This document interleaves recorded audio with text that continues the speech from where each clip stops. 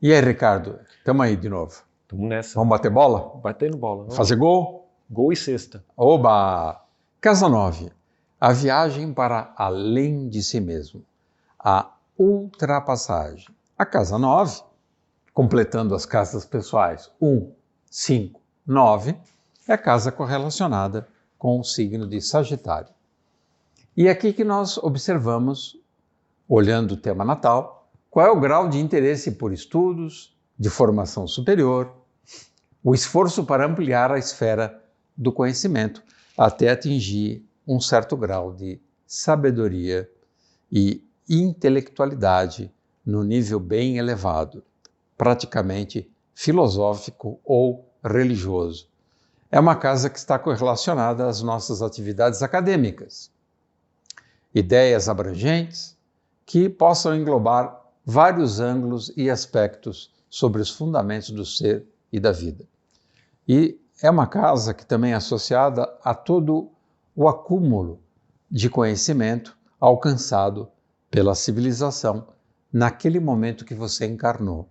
O que a humanidade cultiva em termos de conhecimento de vanguarda? Isso envolve tecnologia, espiritualidade, astrologia, na época em que você renasce. Se é um momento de efervescência intelectual ou é um momento de obscurantismo. Então, quando você deseja um estudo mais profundo, você não encontra com facilidade. Você vai ter que buscar, muitas vezes, num submundo, nas catacumbas do conhecimento. Então, a casa 9 é uma casa de elevação e expansão, principalmente em relação àquilo que você é. É você conseguir ultrapassar tudo aquilo que você pensa sobre si mesmo. Como é que isso funciona, Jubão? Como é que eu posso ultrapassar essa bolha que eu sou? Como é que eu posso ultrapassar essa membrana e ir além daquilo que eu sou capaz de me conceber?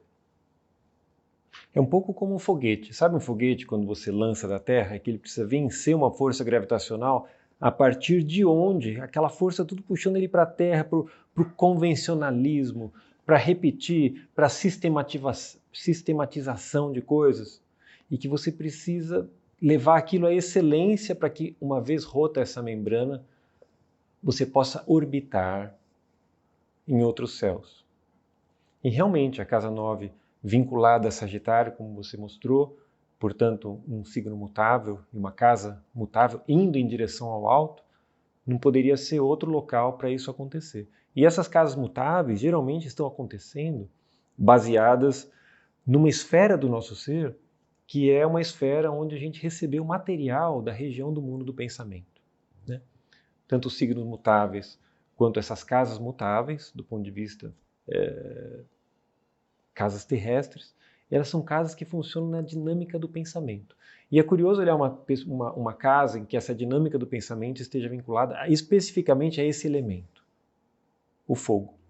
Então é a casa realmente a partir de onde a gente pode alcançar a maior distância daquilo que a gente foi impregnado aqui. E como você disse, planetas, pontos notáveis, estruturas que exaltam essa casa, também vão indicar a habilidade de profundeza que essa pessoa poderá alcançar nessa esfera. Veja, a gente está falando de algo do alto e falando em profundeza, né? Tem uma profundeza onde você chafurda a profundidade terrena, mas tem uma profundeza do céu também, né? A casa 9 é uma casa que te dá uma profundeza no céu. Então mostra a habilidade latente que você tem de se aprofundar em mistérios, ou se interessar em mistérios. Ótimo. Então, nessa casa você tem um impulso para projetar-se, para voar, é o céu de brigadeiro, idear, criar ideias novas, abstrair e transcender. Dá um salto que possa te levar além do mundo imanente, de uma realidade meramente objetiva, tridimensional, cartesiana. Nós poderíamos dizer que, assim como a casa 5 é uma casa de criação, a casa 9 também é uma casa onde podemos criar um pensamento que, digamos, nunca existiu. Isso. É uma casa epigenética, né? E é muito bacana pensar na criação de um pensamento que nunca existiu e logo em seguida observar que a casa que se mostra é uma casa de terra. Então a gente vê qual que é o potencial da criação desse pensamento se materializar como consequência. Então realmente é uma casa a partir de onde você cria uma forma de pensamento. Olha. Que Capricórnio e o mundo ao qual ele se refere, o mundo do desejo, vai revesti-lo com uma outra qualidade de matéria para que aquilo se realize. Então, na casa 9, nós podemos ultrapassar as trincheiras, as fronteiras egóicas. Aquilo que normalmente nos aprisiona em nós mesmos. Então, essa é uma casa que nos beneficia no sentido de explorar novas regiões e preparar um território novo, onde experiências inéditas e portas e avenidas possam se abrir para uma nova luz, uma nova dimensão penetrar na nossa consciência. É uma casa que permite, como a casa 5, recriar-se e simultaneamente extrapolar e exorbitar, ultrapassar a órbita de si mesmo. Então, é uma casa onde nós podemos ou não nos libertar das crenças limitantes. Não é bacana como o próprio verbo, enquanto gramática portuguesa, facilmente nos conduz a isso? Extrapolar, sair do estado de polaridade para ir para algo além. Aprender a fazer sínteses. Exorbitar, no exemplo do foguete, que como o pensamento nos conduz para o longo da Terra, a gente também não está saindo da órbita para eventualmente até se manter em órbita num plano mais elevado, mas escapar dessa órbita. Extrapolar e exorbitar são palavras maravilhosas para vestir essa casa. Legal. Na casa 9, confirmamos que somos seres verticais, Homo erectus. Tanto é que Sagitário, como sabemos, governa essa região do corpo, o fêmur, por exemplo, que garante a nossa verticalidade, a nossa verticalização. Então, verticalizar-se para suplantar a natureza animal e erguer os olhos para os céus.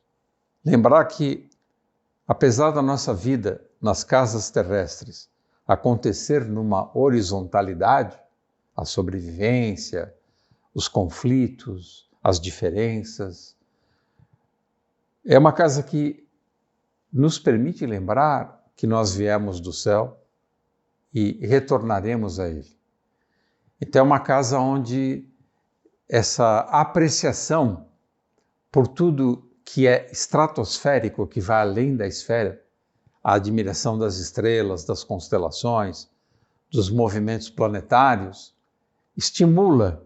Então, quem tem a casa 9 cheia, com o Sol, com a Lua, com Mercúrio, não importa, com Júpiter, tem uma inclinação natural a gostar de religião, filosofia, astrologia, buscar um conhecimento que vá para esferas superiores. É uma pessoa que tem forte tendência a deixar de pensar pela lógica e pela razão e grande potencial para pensar a partir da consideração, né? Pensar a partir de algo que não tenha sido plasmado dentro de si mesmo, mas que venha dos céus ou que venha a partir de outro encontro, outra pessoa, né? Que não ela mesma.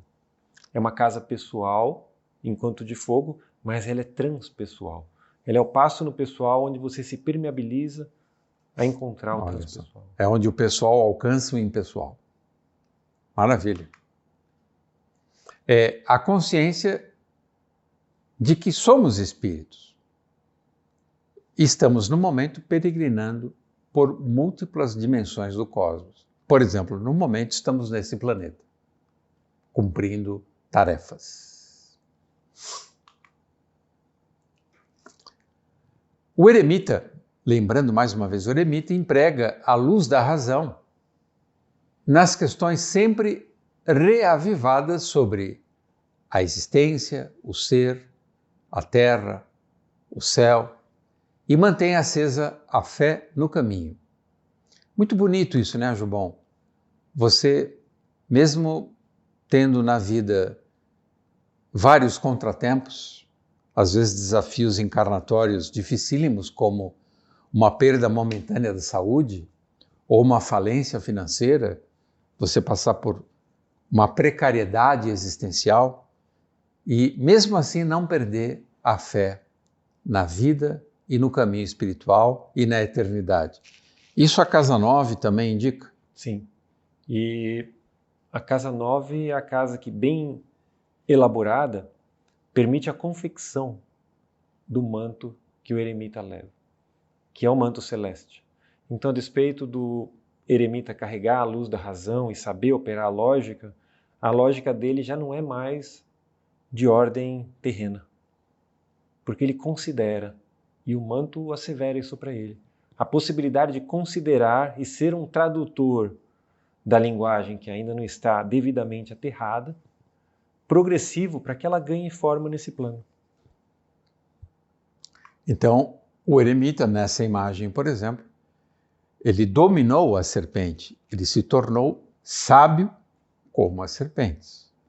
E essa sabedoria ele utiliza para prosseguir no seu caminho de eterno aprendiz, nunca abandonando a esperança, a fé, numa realidade muito superior à que existe neste momento. Toda experiência é transitória e todo conhecimento é temporário. É uma preparação para a próxima etapa. Assim como ele pode trocar de manto, pode trocar de lanterna e pode trocar de bastão.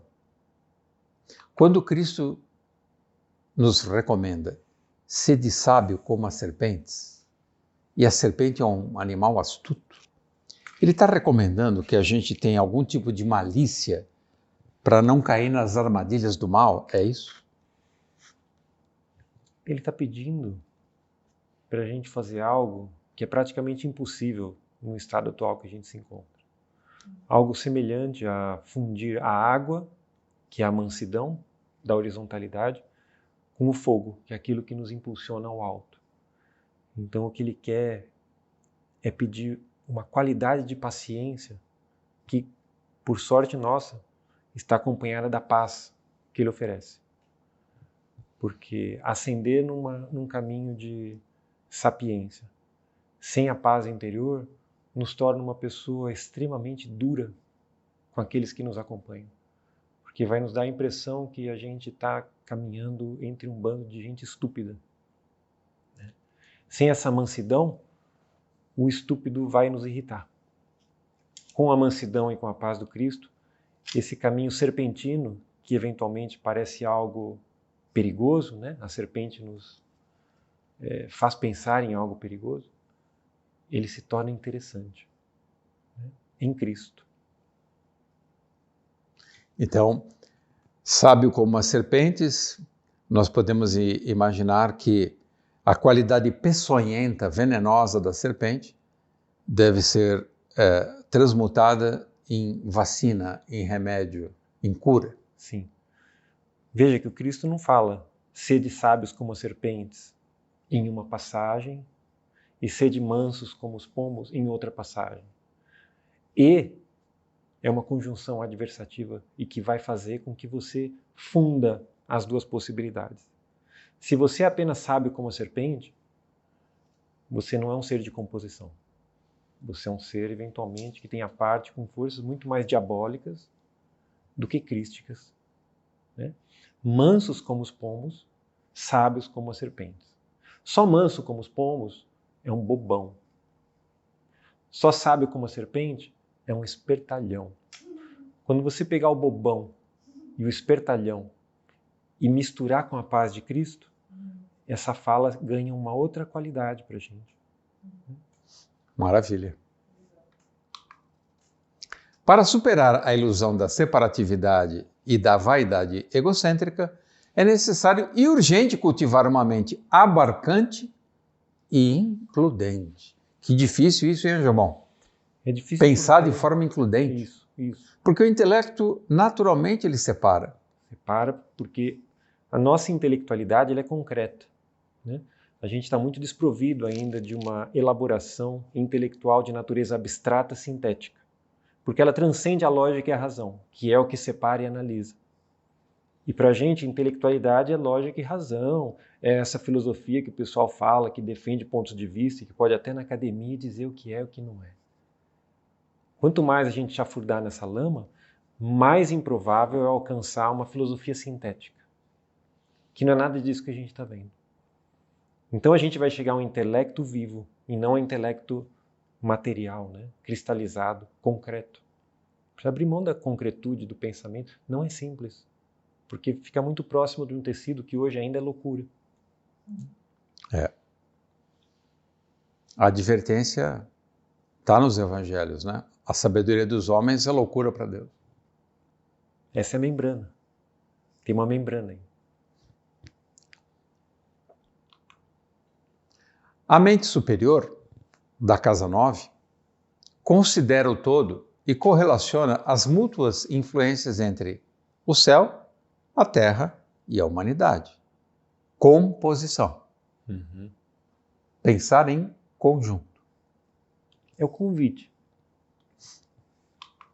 O pensamento e as operações lógicas fluem com leveza, luminosidade, flexibilidade e convergência, que é muito diferente do pensamento divergente. O pensamento divergente gera divórcio. E as pessoas não se entendem. Vira Torre de Babel. O pensamento divergente gera partidos e as pessoas se polarizam porque elas acreditam que o partido que não é aquele que ela não simpatiza seja superior. Né? Todo partidarismo é de uma lógica e de uma racionalidade limitados. Mas é o que tem para hoje. As pessoas acreditam nessas coisas, né? E cultivam. A alma desejante, nessa alma, porque a casa pessoal, toda casa pessoal tem um teor de desejo acentuado, porque são casas relacionadas ao elemento fogo, aos signos do elemento fogo. A alma desejante deseja o quê? Essa coisa terrível, difícil de definir, como você já disse, que é a liberdade. Todo mundo quer ser livre. Mas parece que quanto a gente mais faz, mais fica refém de condicionamentos, de crenças limitantes, de uma mente concreta obtusa. Mas nós temos, através do estudo da Casa 9, que buscar e alimentar a intensidade dessa busca pela verdade. Porque o mestre deixou claro que só a verdade pode nos libertar. E a Casa 9 é a porta no nosso tema natal por onde devemos buscar essa verdade e essa liberdade. Sim, sim. E é curioso que a gente aprendeu que quando a gente tem fome, a gente luta por comida. Quando a gente tem frio, a gente luta por abrigo. E a gente começa a transpor essa materialidade para um mundo abstrato que não tem nada a ver com a realidade terrena. E a pessoa faz o quê? Luta por liberdade, que é uma das maiores estupidezes que alguém poderia fazer.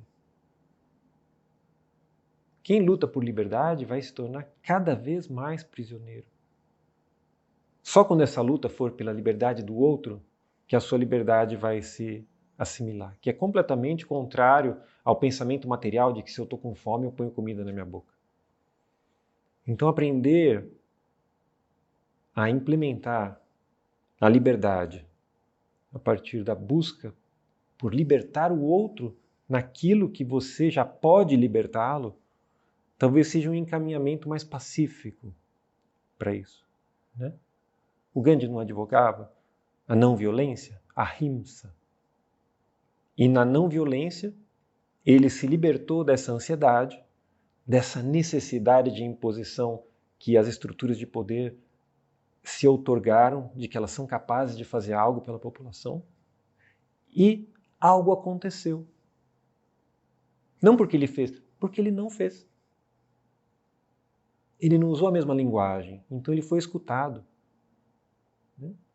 Porque sempre que você luta por algo que diz respeito a você, você ensurdece a contraparte que luta com você. Sim. Então, Impermeabiliza. se esvazie, né, de algum modo. Isso não é passividade. Isso é uma luta em outro nível. Porque então você, esvaziando, se permite que o espiritual atue. Outro nível de preenchimento. Por exemplo. Né? E Gandhi está aí para, biograficamente, expor do que eu estou falando. Então, na casa 9, nós temos que desenvolver e aprimorar a qualidade do nosso livre-arbítrio, da força moral e da direção que damos à nossa vida e ao nosso destino. Que engraçado, né? Dizem as tradições que nós somos o resultado daquilo que pensamos. Uhum. Há muita verdade nisso, Anjo Bom? É uma verdade libertadora, eu diria, né? Porque é aí que está a nossa liberdade de fato. De poder pensar diferente. De observar o que foi pensado, aferir se é interessante ou não e começar a pensar diferente. Sensacional. Sensacional. Então, a casa 9, você vai decidir, porque é a casa do livre-arbítrio. Se você vai prosseguir evoluindo e se contentando, se regozijando, se deliciando com essa evolução no seio de Deus, porque em Deus vivemos, nos movemos, nos transformamos e fomos presenteados com o nosso ser, ou, usando o livre-arbítrio, você vai decidir se você vai se atrasar e sofrer. Quem fez a melhor leitura disso que você brilhantemente propôs é o Berto Roden, que ele coloca a própria estrutura pensamental de Cristo e Lúcifer enquanto uma polaridade do regozijo e, no atraso, a polaridade que vai imprimir o sofrimento. E ele coloca a humanidade dentro dessa linha, né? E onde os atrasados vão se aproximando dessa força e os mais de vanguarda se aproximam dessa outra força. Cristo, Lúcifer. E uma escolha. Né? A liberdade de cada um vai encaminhá-los à forma como quer evoluir. Por sofrimento, Lúcifer. Por sacrifício, Cristo. Na horizontal, Lúcifer. Na vertical, Cristo. É bom lembrar, né, Anjo Bom, que o sacrifício de Cristo é um sacrifício gozoso. O que parece um contrassenso, o masoquista vai entender de um outro lugar, que não é disso que a gente está falando, mas que o mistério da tensão entre a carne e o espírito é plenamente revelado nessa imagem. Muito obrigado, Dr. Ricardo Leme. Muito obrigado, Dr. Oswaldo. Yes. Chique show. Chique show. Obrigado a todos vocês que nos acompanham. E desejamos que as rosas floresçam em vossa cruz. Na vossa também. Muito obrigado. Se você gostou do nosso vídeo, se inscreva no canal e ative o sininho. E compartilhe com os amigos. Que as rosas floresçam em vossa cruz. Na vossa também. Obrigado.